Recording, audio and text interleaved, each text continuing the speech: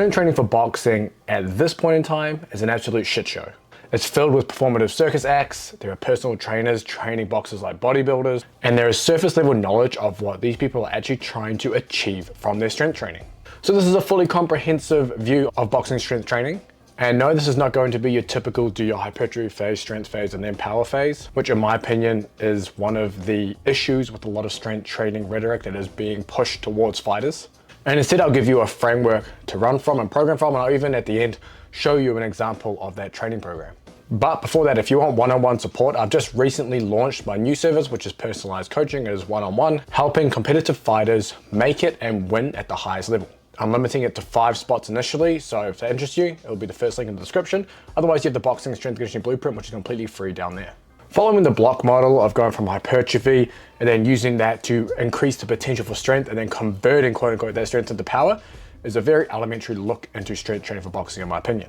Instead, we need to understand what are the important qualities that we're trying to target from strength training that directly impact the physical qualities that we need to be a successful boxer. So what are these qualities? And I'm going to sum them up into essentially 2 sections, and the 2 main qualities that I believe are important for you. The first one is rate of force and rate of power development. So essentially how quickly you can produce that force and power. And the second one will be activation, relaxation, kinetics, and effective mass, which somewhat tie into the first one, but it makes sense to split these up just for the purpose of this video. So I'm going to come to my notes here. And we're going to start with the rate of force and power development. I'm going to show you this graph, which I've shown quite a few times on this channel, and I really, really like the illustration. And it will automatically cover exactly what I mean. And this is a graph by Kramer and Newton. And you're essentially showing a time window and then the force developed in that time window. And then you have these 3 lines. The solid line represents untrained subjects. The dashed line is heavy resistance trained subjects. So think of powerlifters or strength trained athletes. And the dotted line represents light resistance power trained subjects. Just think of your typical track athlete. So while heavy resistance trained subjects displayed the greatest force, they didn't display the greatest force generation at lower time points as denoted by the 200 millisecond mark. Now, if we look at boxing and Muay Thai, we see that techniques occur anywhere from 50 to 300 milliseconds. If we look at Wes Elliott's graph from one of my previous videos, about 130 milliseconds for a punch. So you're talking relatively quick time frames to be able to generate force. And since all sport, like boxing, is constrained by time, you're going to need to be able to produce force quickly to be successful. Now, this is actually a really cool graph here I'm going to throw up by Lachlan James. He actually just posted this as part of a recent LinkedIn post or article that he wrote. And basically he's showing the shared variance or how similar a quality is between rate of force development at these different time points and maximal strength as measured on an isometric mid-thigh pull, so peak force. And as you can see, as you start getting into these lower time points, so like under 150 milliseconds, you're looking at less and less contribution, or at least explanation of peak force contributing to force generation at lower time points. It means that you can't just keep adding weight to your squat and bench press and deadlift and still expect to be able to produce force quickly. And all in all, it just reinforces the idea that you should be performing some form of heavy resistance training, but also your high velocity work. So what is actually constraining our ability to be able to produce a lot of force quickly? There are 3 main categories that I'm going to show you, and I'm going to just put the most important ones in there, at least that I believe. We have neural, we have structural, and we have morphological.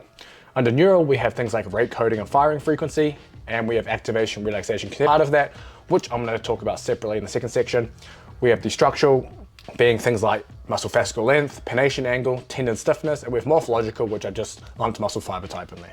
So let's start with our neural, with our rate coding and firing frequency. It's essentially the rate of neural impulses from the motor unit to the muscle fiber. So the easiest way I like to give an analogy for this, honestly, it's probably a horrible analogy, I don't know, it makes sense anyway.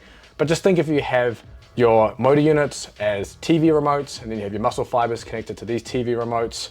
And essentially, as you push buttons on that motor unit, it is firing electrical charges to that muscle fiber to do whatever it is that it needs to be done. The faster you push the buttons, the faster the neural impulses go to the muscle. I told you that analogy wasn't great, but at least it gives some kind of visualization. So increased firing frequency enhances the amount of force and how quickly it is generated. So strength training allows low and high threshold motor units to maintain regular firing intervals at lower rates than before training. So an example, Comfort and his colleagues in 2020, they found that high load training was superior to moderate load training for enhancing rate of force development. And they just had a range of traditional exercises, power cleans, back squats. etc. Further, the highest firing rates occur during maximal ballistic contraction, where contracting as quickly as possible, and that was found by Sale in 1988. And when we're talking about ballistic contractions, we're essentially just talking about becoming a projectile. So that's usually throwing, jumping, plyometry actions, and even Olympic weightlifting. So anything where something is being accelerated into a takeoff. Explosive training may increase the ability to fire motor units rapidly, increasing rate of force development, even if peak force doesn't increase. So again, peak force or maximal strength, yes, it does play a role, but at some point it's not as important, and it's not going to be that important compared to the things you need to do in shorter time frames. So that will cover some of the neural aspects, showing, hey, we need to do some explosive, powerful movements if we want to tap into this quality. We go to the structural side, and that is the actual makeup of the muscle. And we can talk about muscle fascicle length. I've covered this in depth on this channel, but we're going to cover it again because, again, it is a very important thing. Just think of it as muscle fiber length, just to make it really easy. It's a series of blocks known as sarcomeres in a row, or it's called sarcomeres in series. So essentially, these little blocks of muscle fibers. And the more blocks you have in a row, the longer the muscle fascicle. And the longer the muscle fascicle, the faster the contractile velocity. Now on top of this, you shift the length-tension relationship up and to the right, you're able to produce more force at longer muscle lengths. All great adaptations that you want as a boxer. So if we look at the Blazevich study, they had a sprint and jump group where they increased fascicle length while the strength training group did not. Now in that group, the strength training group wasn't doing a full range of motion, but regardless, it just shows that sprint and jumping or high velocity movement is one aspect for improving muscle fascicle length. This is further supported by Ramirez de la Cruz with their meta-analysis showing increased muscle fascicle length from plyometric training. And then we have eccentric only hamstring training increasing muscle fascicle length greater than concentric only after 6 weeks of training by Timmons and his colleagues in 2016. We have flywheel training increased muscle fascicle length, and 4 weeks of eccentric training shifting the length-tension relationship up and to the right, indicating that there was an increase in muscle fascicle length as well, and this by Brugeli and his colleagues in 2010. So all that to say, eccentric overload and ballistic movements, they're going to be your number one methods for increasing muscle fascicle length. There are some others, and I'm going to cover those when I get to the program section too. We talk pennation angle. This tends to trend along muscle fascicle length in terms of the training. So any kind of explosive work or eccentric overload is going to essentially shift the angle of the muscle fibers so they're closer to the line of pull. So you're actually reducing cross-sectional area, and the closer the fibers align to the line of pull of the muscle, the faster that muscle is going to contract, which means more speed. And then same thing with tendon stiffness. The same type of training is going to deliver the stiffness or lower limb stiffness adaptation that we're after. So we're able to better use elastic energy, bounce off the ground, and generate more force. So let's move into muscle fiber type, our morphological adaptations. Now, I'm not going to do a full thing on muscle fiber type. I've covered muscle fiber type quite a bit on various other videos.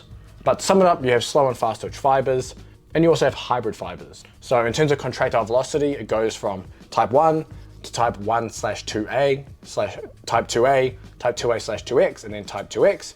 And type 2X contracts 8 to 10 times faster than type 1. Now they're all capable of producing the same amount of force, but where the faster muscle fibers contract faster, it means you actually have more power. Now, in order to tap into these type 2 muscle fibers, there's a phenomenon called the size principle, and it takes higher force thresholds to activate type 2 muscle fibers than it does your type 1. So it essentially goes through a scale. As you generate more force, it's going to start with your type 1 muscle fibers, and then eventually tap into type 2 as you need it, which means to tap into larger motor units and fast twitch muscle fibers, you need to lift heavier loads, go closer to failure, or lift moderate loads faster. Now, there's an issue with some of these, as you can probably tell, like you don't want to be lifting close to failure just to tap into faster twitch muscle fibers, you know, unless you're kind of like a bodybuilder and you're looking to do that, but you're not a bodybuilder. So some of these things don't apply. But there is a hack to bypass this size principle and preferentially recruit larger motor units irrespective of slow twitch muscle fibers, and that is through exactly what we just talked about before, your rapid ballistic exercise or eccentric overload at moderate and high velocities. So you can see everything's kind of coming back towards, in terms of the adaptations, 2 main forms of exercise that you want to have within your program, typically. Further, we can reduce the force threshold to activate fast twitch muscle fibers through ballistic training. And most importantly, regardless of muscle fiber type, we see performance improvements regardless of their shift. So just bear that in mind as well. So this brings me to the second part of what I believe boxers need in their strength training, that is activation, relaxation, kinetics, and effective mass. I kind of just lump these two together because they do have some similarities in what we're trying to get out of it. Now, I covered effective mass extensively in my video on how to punch harder, so I will link that at the end of this video so you can check that out. But To give you a little brief overview, Seth Lynetsky, one of the leading punch researchers in the space, and his colleagues, they reference anecdotal evidence from the one and only Bruce Lee. And he emphasizes the importance of relaxing the body as you strike, tensing at the last possible moment before impact. And in Seth's paper, they quote, "If an athlete is able to relax the arm throughout a strike and then stiffen their arm at the last possible moment, theoretically that strike would have the greater force than one thrown with constant activation or stiffness." So the less elastic the collision, the greater the momentum imparted on the target. So take, for example, swinging two different objects at someone. You start with a pool noodle. That pool noodle is going to wrap around the target. You're going to have the foam indent, and it's not going to impart as much momentum or effective mass into that target. Whereas if you use a baseball bat, that is rigid, and that's going to transfer all of that momentum, that mass times velocity, into the target and not leak any of that force because it is a stiff, rigid bat. Same applies to while you're throwing punches. And if we look at Seth's paper further, previous research has found that increasing muscle contraction and co-contraction, which is just the muscles around the joint, can reduce the deformation during impact, allowing for a greater effective mass and a more brutal punch. Secondly, it is theorized that to maximize the effectiveness of a punch, an additional force needs to be added during the time of impact, and that is the double peak muscle activation. It's a striking technique that has been found in elite mixed martial artists, and it refers to having initial activation, a relaxation period as the punch travels, and another activation period at contact. It occurs because of the inherent limitations of the force-velocity relationship during multi-joint movements, where if we're generating a lot of force, typically we're looking at slower movements. For example, like a squat, as your load goes up, you're producing more force, but the velocity starts to decrease. So what is interesting to know is that double peak activation occurs in trained and non-trained individuals. However, the second peak occurs much earlier for non-trained individuals and lasts much longer. Therefore, non-trained individuals will intuitively stiffen the joints to brace for anticipated impact and protect the limbs. The early activation will tend to slow the velocity of the punch and thereby reducing effective mass. Whereas a high-level boxer will tense at the moment of impact and continue to push through the impact to deliver a harder punch. And this is believed to separate the novice from the expert. And it suggests that boxers should focus on optimizing joint stiffness at the moment of impact rather than merely increasing force or speed. So force and speed are important, but that stiffness impact is the most important for a hard punch. Now, one of the earliest studies, if not the earliest, actually gives us an idea of where we should focus a lot of our strength training as well. And they looked at contributions to punching forces in different levels of boxers and in different styles of boxers. And they looked at arm musculature into the target, the rotation of the trunk, and the drive off the ground by the legs. Experienced boxers have more significant contributions from the legs compared to other levels of boxers and compared to arm and trunk contributions. And then in different styles, knockout artists have more significant contributions from the legs. So they essentially just mirrored where experienced boxers use more legs, but so do knockout artists.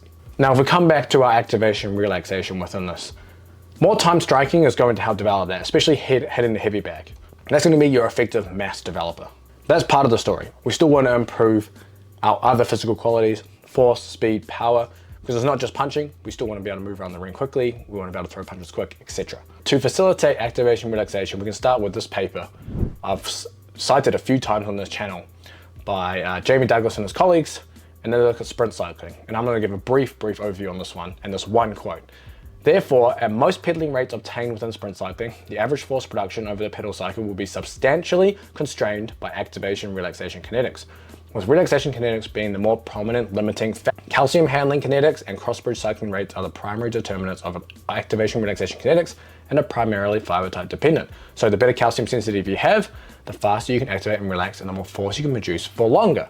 And I quote, "Excessive attention to heavy and slow strength training in the absence of explosive movements seems to be suboptimal for power production, especially during cyclic tasks at high movement frequencies due to slowing of relaxation kinetics." So if you think about throwing a fast combination, it's going to be the relaxation component that's going to limit how quickly you can cycle through those punches. And this brings me to a Tang and Martin paper in 2019. They actually replicated an older Hannikin study where they compared 24 weeks of heavy squatting 3 times a week at 70 to 100% 1RM plus eccentric overload with an explosive training group who did 5 jumping exercises with body weight and additional load 3 times a week. And I've shared this graph a lot too, but it really illustrates what happens when you just focus on getting stronger. You see in graph C, which is 3 Hertz in terms of frequency, it is about 180, 190 RPMs on a bike, which is stupid fast. And it's about 150 milliseconds to actually produce the force during the downward stroke of the pedal, which is very similar to like you're throwing a punch. And as you can see, the heavy strength training, which is a solid gray line, they produced the greatest positive peak power, but also had the greater negative work, especially at faster speeds. And it means that a greater deceleration during the later portion of the cycle and a reduced positive power production during the subsequent stroke due to the braking effect. So essentially, they can't switch off the muscles fast enough to be able to facilitate speed going into the next cycle. So you can maybe throw one punch strong and powerfully, but you can't switch off fast enough to be able to keep throwing that fast, powerful combination. And we can even just circle this back to activation, to the double peak muscle activation, which is an activation relaxation phenomenon. You can also look at the explosive black dashed line, and they show moderate improvements in positive work without significantly increasing negative work. And the power frequency relationship in this graph increased by 16 to 18% in the explosive versus the heavy strength training group. So they were able to produce more power, so essentially more force at faster speeds. And that is what you're after as a boxer. So it means that your training should be centered around explosive style work with some maximal strength work sprinkled in. And we're trying to target some of these adaptations to allow us to facilitate speed and relaxation. So let's come to how we actually program all of this together. So how do we put a boxing strength training program together so we target all of these qualities that we need without having the negative adaptations out the other side, which is why boxers often neglect strength training in the first place? Well, if you're a beginner, you can probably ignore most of this advice. You're just gonna do your general strength training. Circuit training is great during this period because it gets you touching on all the different qualities at once within a session. It's a very general stimulus. Perfect. You got your traditional lifting, your jumping, and your throwing. You're just gonna do all of those and do your general progressive overload week to week. Now, I have programs within the Sweet Science of Fighting training app. They're down in the description, 7-day free trial. That will actually give you some of that already. It is under the Striking 365 block 1. It's a work capacity block, has circuits, all sorts of stuff. But once you're past this stage, you can start being a bit more intentional with the adaptations you're trying to chase. But how do you know when you're past that stage? And there's no specific line, unfortunately. I mean, I'll give you these very, very general strength standard guidelines that you could see where you stack up. To be able to do 5 to 10 bodyweight pull-ups, 1.25 to 1.5 times bodyweight bench, 1.5 to 1.75 times bodyweight squat, and 1.75 to 2 times bodyweight deadlift. Again, these are not set in stone. Just because you're in this range doesn't mean that you're suddenly ready to level up. If you're not in this range, doesn't mean you're not ready to level up, etc. There's a lot of different factors, but generally, if you can do these, it might be worth now trying to shift to a more strategic program, I should say, for boxing, and not just chasing higher and higher numbers. And once you've achieved this kind of general level of strength, I don't believe chasing more is the answer, especially for boxing, which I would class on the velocity end of my combat sport spectrum, with grappling on the force end and MMA kind of somewhat in the middle. So there are many ways to program for this, but I quite like Mike Schofield's periodization for Olympic throwers as part of his PhD thesis, as it takes you through a very logical progression. I actually covered that in a previous video called Olympic thrower periodization, I think it was, but I'll also try to link that at the end of this video as well. So how does that look? Here's a little general outline of the main modalities within it. You're going to start with a slow eccentric overload period, which is about, we can say 1 to 3 weeks. And that's going to also have your long stretch shortening cycle jumps and throws. So just think of like your vertical jumps, broad jumps, scoop tosses, etc. Weeks 4 to 5 is going to be a quote unquote velocity decay period. Just think of this as like a freshening up period while maintaining a lot of the qualities or adaptations that you gain from the eccentric overload without negatively affecting what's happening. So as an example, if you were doing a slow eccentric overload training and other ballistic training where you're trying to target a lot of these structural adaptations, if you just suddenly went into a high volume bodybuilding style split, a lot of the adaptations you gain from that would have the opposite effect. So you're essentially just having a trade-off there. Instead of just doing something like a velocity decay, we're just looking at essentially a velocity drop off. Honestly, you don't have to have anything to measure that. You're just basically gonna lift and be far away from failure. That's essentially what it means in the grand scheme of things. Then you go into week 6 to 10. This will be your fast eccentric overload period, and then your fast stretch shortening plyometrics. So that's just things like your pogos, your tuck jumps, your hurdle hops, that kind of stuff. And then again, another velocity decay period, and then you can continue going on some other training programs. So what I want to do is I want to give you an example program of the slow eccentric phase so you can get an idea of what this actually looks like in practice. And it sounds like it's a lot of advanced training, but it's not really. If you have a general base level of strength, I believe you can jump into a lot of this straight away, because it depends how you do the eccentric overload and what modalities you use that really turn the stress up and down. So let's start with day 1. This is just a little warm-up circuit, Bulgarian split squat with twists, around the world, rotational med ball slams. You're just getting the spine moving, dissociating upper and lower body, getting into movements that you may not get into often in combat sports, especially being in like these hunched over postures. So you do 3 rounds of that. I typically do anywhere from 5 to 10 reps of these. Then you're gonna go into an extensive jump and plyometric circuit, almost like an extended warm-up. So you can pick anywhere from 4 to 6 exercises, typically some form of ankle pops like jumping rope stuff, extensive or submaximal jumping like vertical jumping, side to side jumping, 1 or 2 legs, rotational.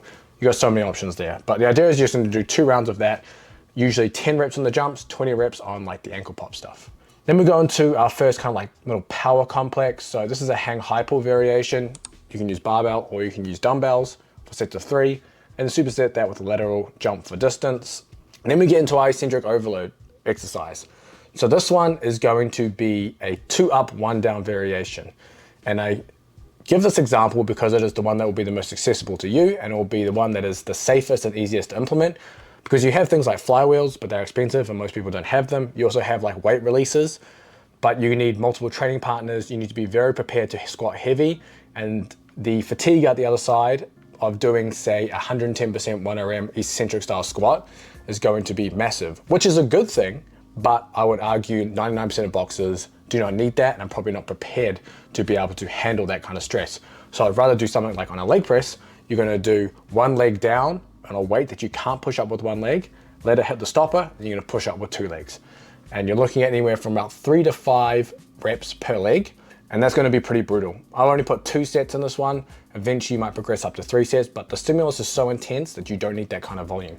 Superset that with something easy like isometric neck work. We do some upper body work after that, a heavy vertical pulling movement, something like a weighted chin up with an accessory pushing movement, some kind of push up. And then we go into our last 2 exercises, which are designed to be able to further stimulate the structural adaptations that we want, such as increased muscle fascicle length, decreased pronation angle, even stiffness, but in a way where you're not doing more eccentric overload in terms of above percent of 1RM and really nailing yourself. So the first one is eccentric quasi-isometric, which is essentially holding a position and then just failing. So in this example, I gave an eccentric quasi-isometric chin up. You're gonna go for max time. So if you think about getting a chin up and you're at a 90-degree elbow angle or arm angle, you just hold that position and you resist yourself going down. So as your arms start to extend and you start to fall, you're trying to actively hold yourself there so you're not falling, but you will fall, which means it becomes an eccentric overload because you can't pull yourself back up. Now, if you're going, say, longer than 30 seconds on the way down, I'd probably recommend starting to strap some weight on and just try to keep it under 30 seconds. That's not a set rule. That's just something that I would do within the context of this program, just so you're not doing such long durations of it. Just 1 set. And then we go into the long duration isometric barbell rotation. Again, a similar concept to the eccentric quasi-isometric, but now you're holding an extreme or long muscle length and producing as much force as possible in that long muscle length for long durations. Again, potentially stimulating that increased muscle fascicle length. So for this one, you're putting a barbell in a rack, you're just like essentially dissociating your upper and lower body, so the hips are turning a lot, and you're just pressing or trying to turn the bar into the rack, and you're doing that for 60 seconds each side. That's day 1 done. It looks like a lot on paper, but remember, a third of that program is just the warm-up. So it's not actually that much work, it's just that you're kind of gradually working your way through. Day 2, I didn't put the warm-up in this one. You could use the same warm-up or you could add something else, but we go into our other main work. You can do a rotational throw variation, superset that with some kind of jump variation. Give me anything, broad jump, vertical jump, any kind of medicine ball rotational throw will work. Then we go into an overhead Olympic derivative, so push, press, or power jerk, bar or dumbbell, anything works there for sets of 3, and then superset with neck flexion and extension, so you get your neck work done. You can move on to a horizontal row accessory movement, so sets of like 8 to 12 will be fine. Machines, dumbbells, barbells, whatever you feel like there. Then to a half squat variation for sets of 5. So this is kind of like your, what we call quote unquote concentric, or just like your propulsive work. Now you can do this to like squatting to a bench, squatting to a box, using the pins. It's just essentially to get some heavier work done and be able to push, because you still have to have that propulsion or that ability to propel concentrically on top of having the adaptations from the eccentric stuff. And then we finish just with our, again, targeting these muscle fascicle length adaptations. So eccentric quasi-isometric leg press, this one will be brutal. Essentially same thing as the chin up, but you're gonna hold the leg press with your legs bent at probably just slightly straighter than 90 degrees, maybe 45 degrees or a little less. And then you're just gonna resist on the way down as you try and hold it until it fails. Again, that's pretty brutal. You could just do it one leg at a time so you don't have to load the leg press up so much. You then move on to a long duration isometric side bend. So you do that on a 45-degree back extension. You're hanging off the side while holding a dumbbell and you're in that stretch position. You're trying to actively pull yourself back up. So you've got that tension the entire time, but you're not coming back up. 60 seconds aside. And then a long duration isometric push up. You're gonna elevate your hands so you get a deep stretch. You're trying to actively tense and push yourself up, but you're staying in that same position again for 60 seconds. So that is essentially a full program based on a lot of these adaptations, the neural side, the structural side, and the morphological side. That's going to get you the speed and activation, relaxation kinetics that you're after. Now, on top of that, you'll be doing things like your sprint intervals, etc., which is also going to help with your calcium sensitivity, your power development, and of course, your conditioning. When you get to the fast eccentric phase, you're essentially going to swap the slow stuff out and you're going to put in more drop catch variations. So drop catch inverted rows, drop catch Bulgarian split squats, and then more fast ground contact jumps and plyometrics. Think of your hurdle hops, tuck jumps, etc. So hopefully that gives you a good little overview of kind of what you're looking at with a lot of these adaptations with boxing strength training. And if you want to go even deeper into training for a knockout punch, I would highly suggest you watch this video next, or you watch the Olympic periodization video next. Both are great videos that will cover everything you need to know for boxing training.